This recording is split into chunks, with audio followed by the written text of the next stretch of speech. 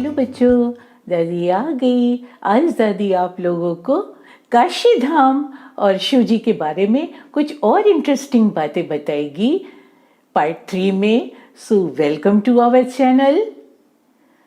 हमारे 12 ज्योतिर्लिंगों में से भोलेनाथ का, विश्वेश्वर का जो टेम्पल है वाराणसी में, ये बहुत ही फेमस टेम्पल है। इसके दर्शन करने मात्र से हमारे जन्म जन्मांतर के पाप जो है वो दूर हो जाते हैं, सारे कष्ट दूर हो जाते हैं। यहाँ पर भोलेनाथ माता पार्वती के साथ आए थे। इनका ये प्रिय निवास स्थान है और इनकी पूजा करने से हमें 10 अश्वमेध यज्ञ के बराबर फल प्राप्त होता है। काशी अथवा वाराणसी ये बहुत पहले से ही जो है इसको देवभूमि कहा जाता है। यहाँ पर बहुत सारे देवताओं का निवास स्थान है, ये आप सब जानते हैं। तो इसलिए ये तपोभूमि है। तपोभूमि माने बहुत ही पूजित भूमि, और ये गंगा जी के किनारे बसा है। तो वाराणसी, वाराणसी नाम क्यों पड़ा इसका? वाराणसी 80 और वरुणा नदी के बीच में ये बसा है, इसीलिए इसका नाम वाराणसी पड़ा। और इसको देखने से ये इसका जो शेप है, जो आकार है, ये धनुषाकार दिखाई देता है। ये गंगा नदी वास्तव में एक सीधे से बहती नहीं है, लेकिन इनका आकार जो है वो एक धनुष के आकार का है। और यहाँ पर हर तरह के लोग आते हैं और दर्शन करते हैं, पुण्य कमाते हैं। इससे उनको असीम सुख की प्राप्ति होती है। तो भोलेनाथ की इस नगरी में हम सब बहुत ही प्रसन्न रहते हैं। हम सब लोगों को बहुत ज़्यादा आनंद की अनुभूति होती है। तो भगवान भोलेनाथ जो हैं वो काशी में विश्वेश्वर और ब्रह्मांड के स्वामी के रूप में जो है यहाँ निवास करते हैं। हम इनको क्या कहते हैं? ब्रह्मांड के स्वामी, जिन्होंने पूरे ब्रह्मांड की रचना की। ये आपको पता है, दादी बता चुकी है। एक और कथा है कि बाबा विश्वनाथ का काल भैरव बाबा से बहुत गहरा संबंध है। वो गहरा संबंध ऐसे है कि बाबा भोलेनाथ ने एक बार ब्रह्मा और विष्णु से एक वार्तालाप की। वार्तालाप मीन्स बातचीत, डिस्कशन किया। और भोलेनाथ ने अपने को, स्वयं को एक शिवलिंग में स्थापित करके, ज्योतिर्लिंग में स्थापित कर लिया। और ब्रह्मा और विष्णु से कहा कि आप लोग इसकी ज्योति का पता लगाइए कि किस छोर से किस छोर तक है।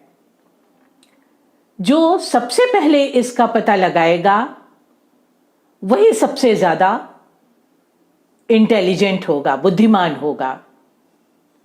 दोनों लोग राजी हो गए, ब्रह्मा जी भी राजी हो गए और विष्णु भगवान भी राजी हो गए।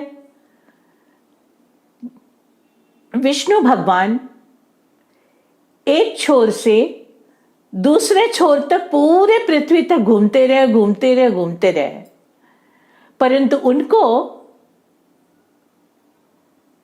भोलेनाथ के ज्योतिर्लिंग की ज्योति का कहीं पता ही नहीं चला कि इनका ज्योतिर्लिंग कहां से कहां तक फैला हुआ है, कहां से कहां तक, किस छोर से किस छोर में प्रारंभ है और किस छोर में अंत है। मतलब कहां से स्टार्ट है और कहां खत्म हुआ है, और इनकी ज्योति कहां है। भगवान भोलेनाथ की ज्योति कहाँ है? ये विष्णु जी नहीं पता लगा पाए और वो एकदम थक कर हार कर भोलेनाथ के पास आए। कहे, हे प्रभु, मैं तो नहीं पता लगा पाया, मैं नहीं लगा सकता पता। आपकी महिमा अपरंपार है, आपकी महिमा अपरंपार है प्रभु। भोलेनाथ मुस्कुराने लगे। इतने में ब्रह्मा जी भी आए और ब्रह्मा जी ने बड़े खुश होकर के कहा, प्रभु, मैंने तो पता लगा लिया कि किस छोर से किस छोर तक है। भोलेनाथ बोले कि ठीक है, आप बताइए। परंतु जब उन्होंने पता लगाया हो तब तो उनको पता रहेगा। उनको पता चला ही नहीं था कि कहां से स्टार्ट है और कहां एंड होगा, किस ज्योति का कहां एंड है, नहीं पता लगाए ब्रह्मा जी। लेकिन विष्णु जी तो सच सच बता दिए कि मैं नहीं पता लगा पाया, लेकिन ब्रह्मा जी ने सच नहीं बोला, झूठ बोल दिया भगवान भोलेनाथ से। इसलिए भोलेनाथ बहुत क्रोधित हो गए, बहुत गुस्सा हो गए। और ये कहानी है इसके पीछे कि उनके गुस्से के कारण ही जो है काल भैरव बाबा की उत्पत्ति हुई। जब काल भैरव बाबा की उत्पत्ति हुई तो उनको जो है काशी के कोतवाल के रूप में हम लोग पूजा करते हैं। और ये मान्यता है, मतलब ये कहा जाता है कि जब तक काल भैरव बाबा की पूजा न की जाए तब तक जो है काशी विश्वनाथ बाबा की पूजा पूरी संपन्न नहीं होती है। भगवान शिव की प्रिय नगरी काशी है, जो भोलेनाथ को बहुत प्रिय है, और विष्णु भगवान की ये तपोभूमि है काशी। क्या है विष्णु भगवान की?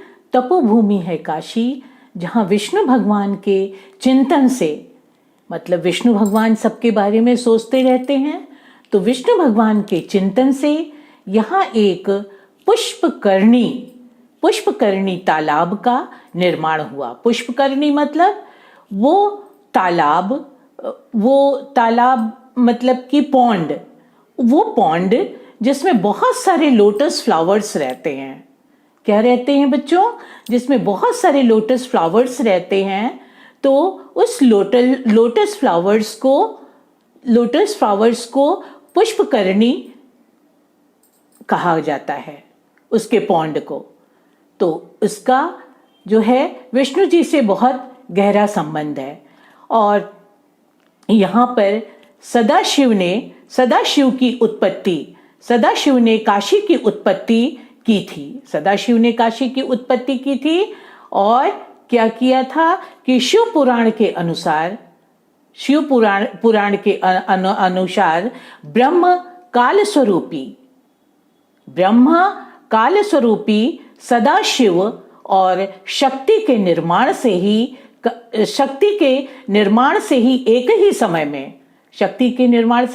समय में क्या हुआ, ये काशी का अपने जो है वो स्थापना हुई।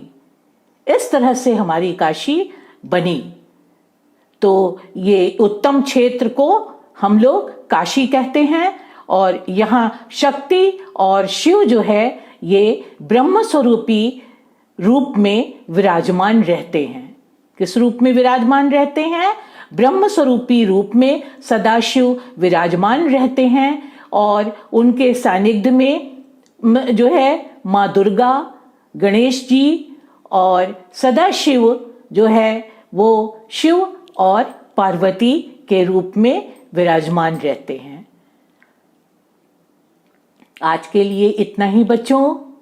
तो अब कल हम लोग फिर एक और स्टोरी सुनाएंगी दादी आपको, और न्यू स्टोरी में मिलेंगे हम लोग फिर आपसे। तो आज के लिए इतना ही बच्चों।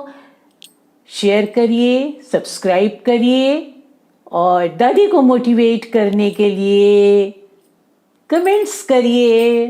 Okay, bye.